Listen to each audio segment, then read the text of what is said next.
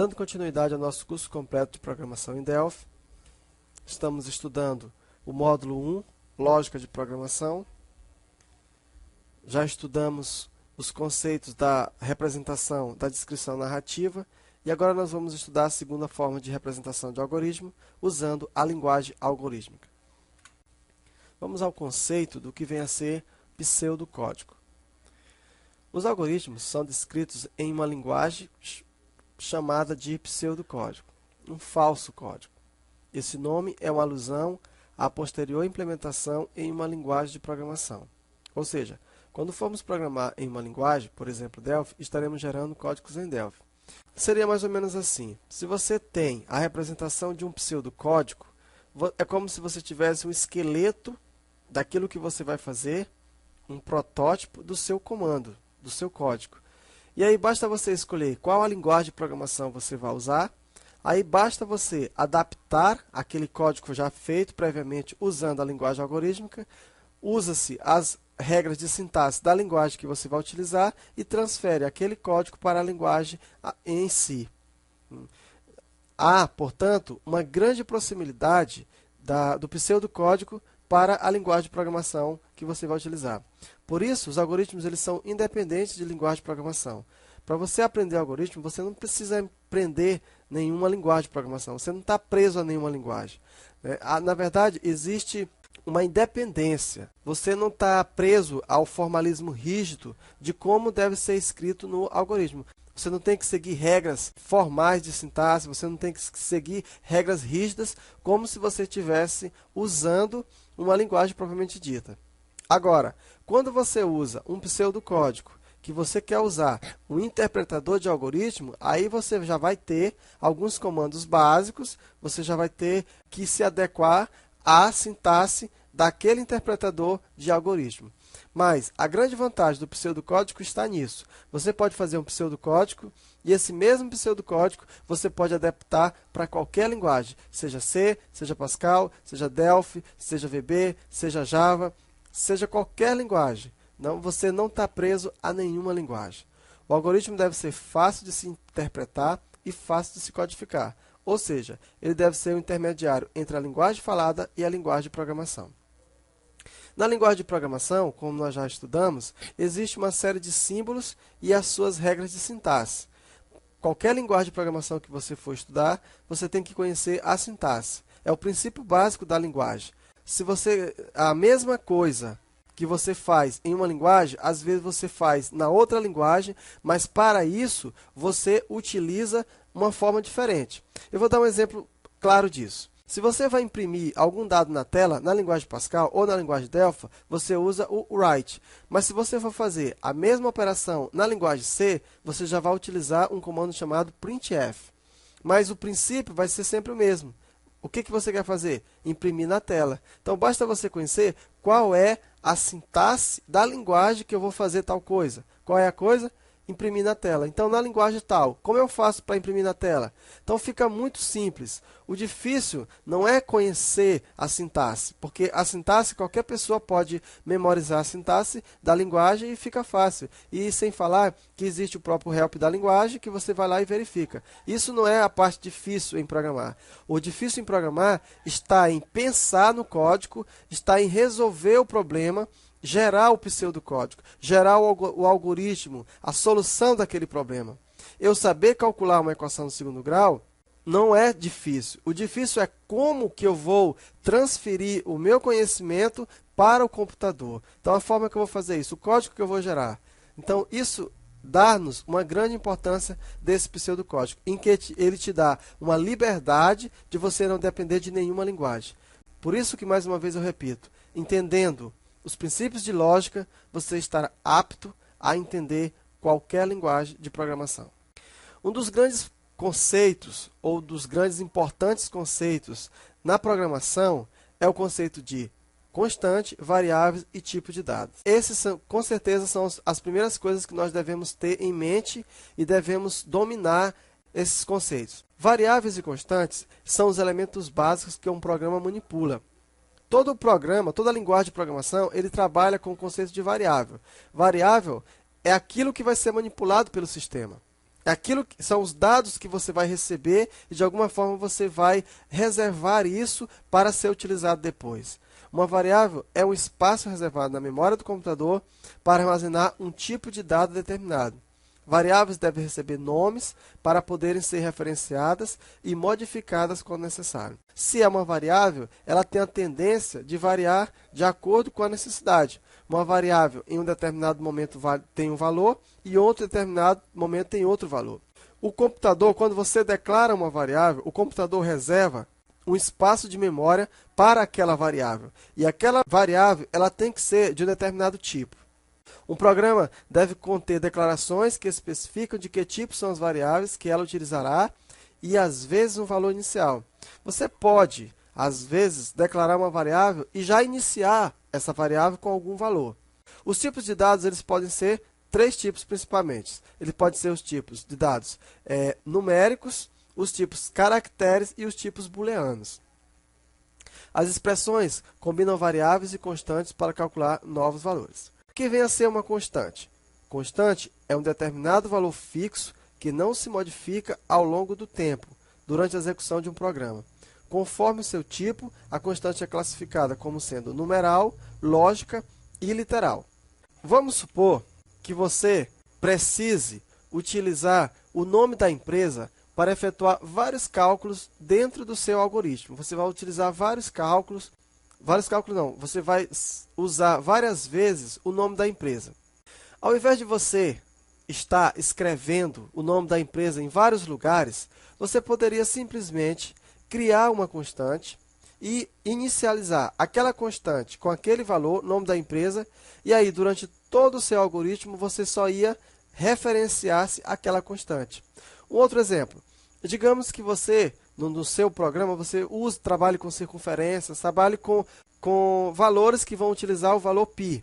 Então, ao invés de você estar usando o valor π em todos os seus cálculos, você simplesmente cria uma constante, inicializa ela com o valor π, e aí você utiliza aquela constante durante todo o seu programa. Então, a constante, ela na verdade também é um espaço reservado de memória, só que diferente da variável, a constante ela não se modifica ao longo do tempo. Você pode se reportar a ela quantas vezes você quiser. E ela também tem que ser classificada como sendo do tipo numérica, lógica e literal. Variáveis. Sabe-se da matemática que uma variável é a representação simbólica dos elementos de um certo conjunto.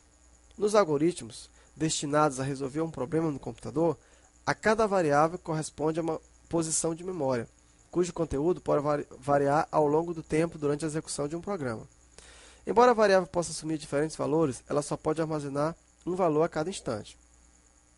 Toda variável é identificada por um nome ou um identificador. A primeira coisa que quando você vai criar uma variável é você criar um nome para ela. Ela precisa ter um nome, é como se você fizesse uma espécie de apelido em que você vai colocar dentro, vai referenciar-se ao endereço de memória específico, e aí quando você precisar daquela informação guardada dentro daquele endereço de memória, você chama o valor daquela variável. Assim, por exemplo, no algoritmo para calcular a área de um triângulo retângulo, pelo teorema de Pitágoras, a ao quadrado é igual a b ao quadrado mais c ao quadrado, os identificadores a, b e c podem representar as posições de memória que armazenam o valor da hipotenusa e dos dois catetos. É importante que nunca usemos uma palavra reservada, isto é, que faça parte da linguagem algoritmo como sendo identificador, pois poderá causar ambiguidade no entendimento do algoritmo. Inclusive, isso faz parte das regras para a declaração de uma variável. Então, quando você vai se referenciar a uma variável, você tem que, primeiramente, determinar qual tipo ela vai conter, e você tem que saber que toda variável precisa ter um nome ou um identificador, e que essa variável também ela é um espaço reservado na memória e que ela vai conter valores. E esses valores vão variando de acordo com o uso. Num dado instante, uma variável pode valer 5, num outro momento pode variar 10, e assim sucessivamente. Mas uma variável só pode armazenar um valor a cada instante. Os tipos de dados de uma variável. As variáveis e as constantes podem ser basicamente de três tipos. O conceito de variáveis, tipos de dados, constantes, eles vão ser mais detalhados quando nós estivermos estudando a linguagem Pascal. Então, podem ser de três tipos: numérica, caracteres ou lógicas. O que é um tipo numérico? Específica para armazenamento de números, que posteriormente poderão ser utilizados para cálculo. Podem ser ainda classificadas como inteiras ou reais. Então, se você vai declarar um número, você tem que declarar, se você tem uma variável A, e aquela variável vai servir para efetuar algum cálculo, então você tem que declarar aquela variável com um tipo. E que tipo é? Se você vai trabalhar com cálculo, então tem que ser do tipo numérico. Agora, dentro do tipo numérico, você tem uma outra classificação. Essa variável, ela vai conter parte decimal ou não? Se essa variável conter parte decimal, ela vai ser do tipo real. Agora, se essa variável não conter tipo decimal, ela vai ser do tipo inteiro. Então, as variáveis do tipo inteiro são para armazenamento de números inteiros, e as reais são para armazenamento de números que possuam casas decimais. Se você vai armazenar valores do tipo 2,5, 9,8, 3,8, então valores desse tipo você não pode armazenar dentro de variáveis do tipo inteiro. Esse tipo de valores tem que ser armazenado dentro das variáveis do tipo real. Agora, as variáveis inteiras, elas estão contidas dentro das variáveis do tipo real. Então, eu posso representar 1 dentro de uma variável real e 1 dentro de uma variável do tipo inteiro. Mas não posso representar 1,5 dentro de uma variável inteira. O segundo tipo de uma variável pode ter é o tipo caractere, específica para armazenamento de qualquer conjunto de caracteres alfanuméricos. Se você vai trabalhar com nomes, você trabalha então com variáveis do tipo caracteres.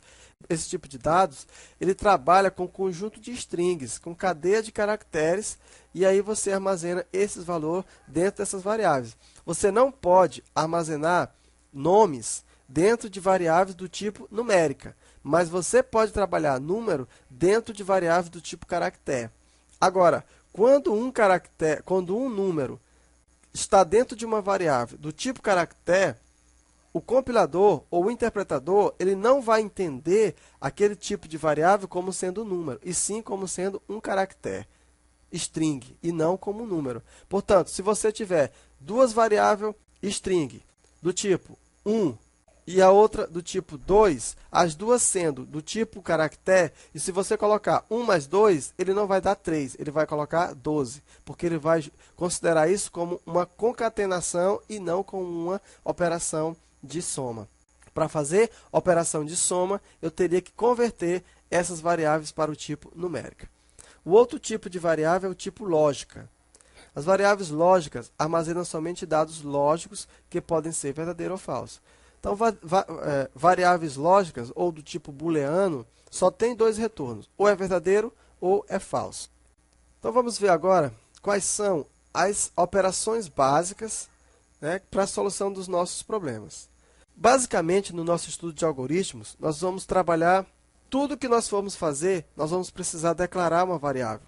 E por que vamos fazer isso? Porque como que nós vamos atribuir valores? Em que lugar nós vamos guardar, se nós não tivermos variáveis? Então, tudo que formos fazer, nós temos de alguma forma que guardar em algum lugar na memória do computador. E para que a gente possa guardar esse valor, a gente tem que saber buscar esse valor e a gente tem que saber depois trabalhar esses valores, manipular esses valores. Isso tudo nós guardamos dentro das variáveis. E a manipulação dessas variáveis, existe uma série de operações básicas. A primeira operação que nós vamos ver são os comandos de atribuição. Quando definimos uma variável, é natural atribuirmos a ela uma informação. Uma das formas de colocar um valor dentro de uma variável, consequentemente, colocado este dado na memória do computador, é através de atribuição direta do valor desejado que a variável armazena. Se você tem uma variável do tipo A, uma variável A do tipo inteiro, e você quer que essa variável receba o valor 5, por exemplo, então você, de alguma forma, tem que atribuir esse valor. E como é que você vai fazer isso? Você utiliza o seguinte símbolo: igualdade para a linguagem Pascal e a seta para a linguagem algorítmica. Esse tipo de atribuição a gente lê como sendo recebe, ou seja, a posição de memória que uma variável representa receberá uma informação a qual será armazenada no interior desta variável. No exemplo aqui nós temos um algoritmo chamado de teste.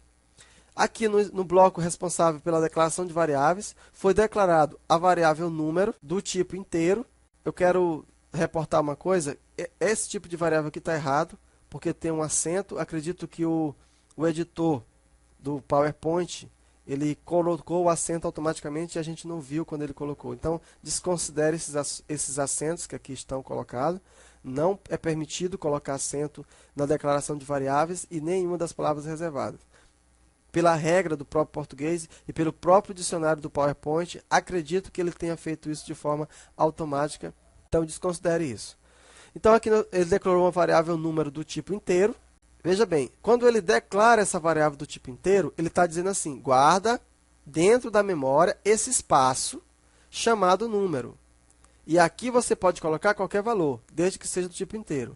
Na inicialização do programa, ele atribuiu o valor 10 a essa variável. Nesse momento ele está dizendo assim, que a variável número agora vale 10. Dentro dela tem um valor correspondente a 10. A segunda parte das operações básicas nós vamos fazer com os operadores matemáticos ou aritméticos. Se nós atribuímos um valor, então nós vamos precisar manipular esses valores. Os operadores aritméticos são os utilizados para obter resultados numéricos, além da adição, subtração, multiplicação e divisão. Podem utilizar também o operador de exponenciação. Os símbolos para os operadores aritméticos são, então, adição, o sinal de mais, subtração, o sinal de menos, multiplicação, o asterisco, divisão, a barra, divisão inteira, o div, e o resto da divisão, o mod. Essa estrutura do mod é bem interessante. Se você tiver, por exemplo, 2 mod 3, a resposta vai dar 1. Por quê? O mod, ele retorna o resto da divisão. Se você divide 3 por 2, significa que dá 1 e sobra 1. Então, o mod é o resto da divisão.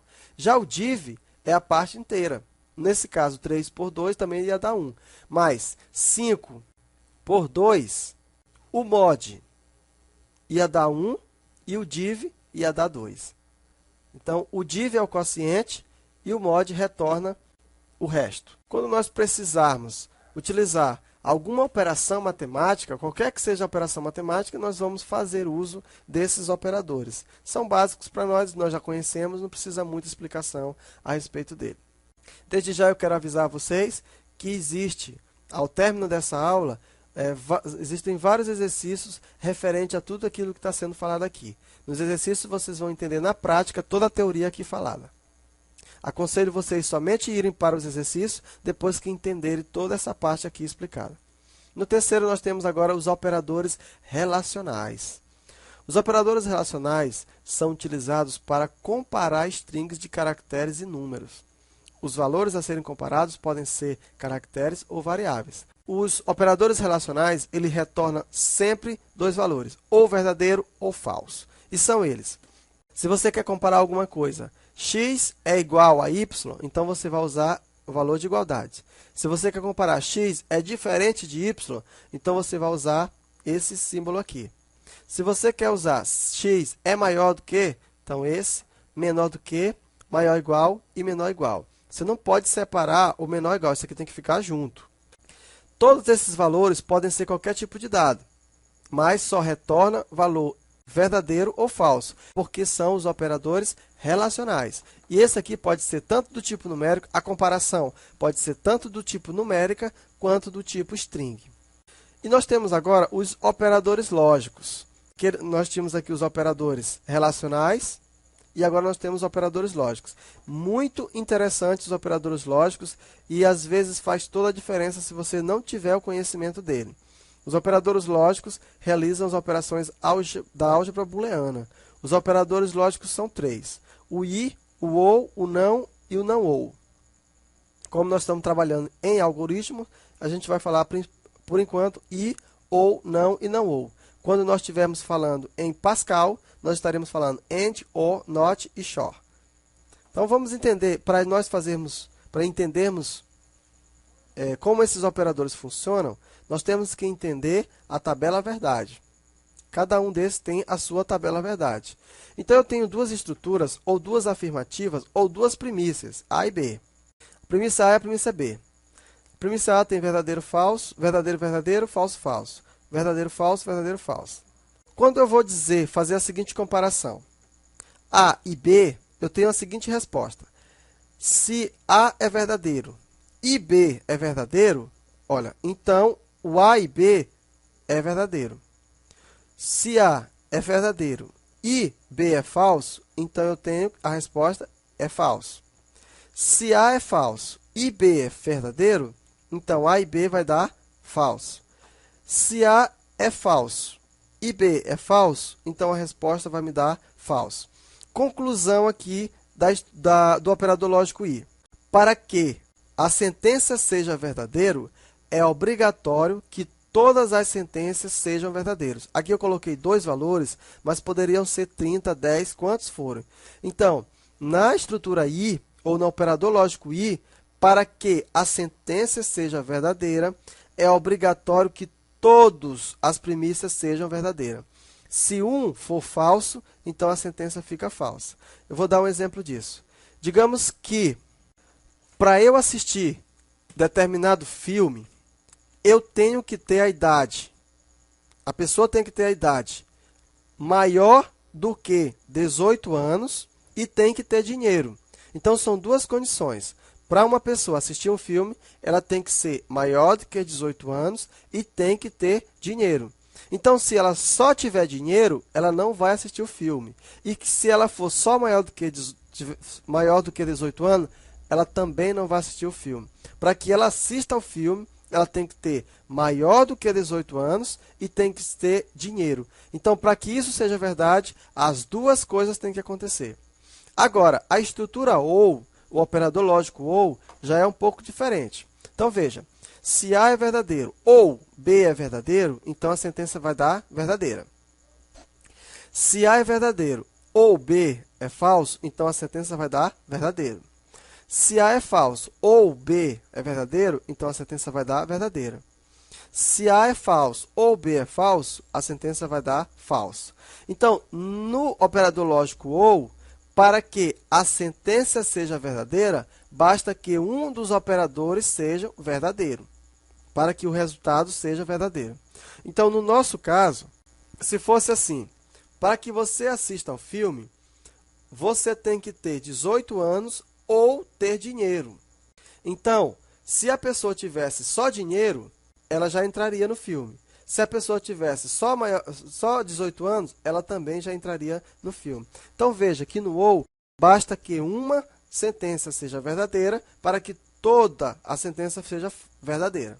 No I, para que seja verdadeiro, é obrigatório que todos eles sejam verdadeiros. E o não há é a negação, simplesmente.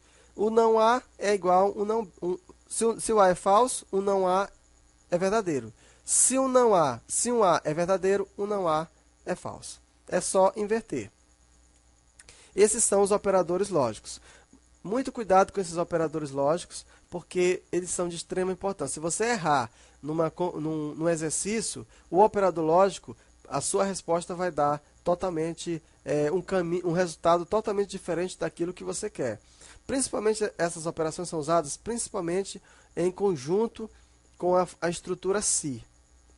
Agora nós vamos conhecer os comandos de entrada e saída. Então, todo algoritmo ele tem que ter a capacidade de entrar dados e de sair esses dados.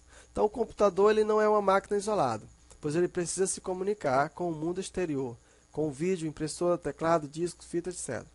Para realizar essa comunicação, existem comandos que permitem que informações sejam exibidas. Por exemplo, no vídeo, como também existem comandos que permitem que informações sejam colocadas na memória do computador através do teclado do PC.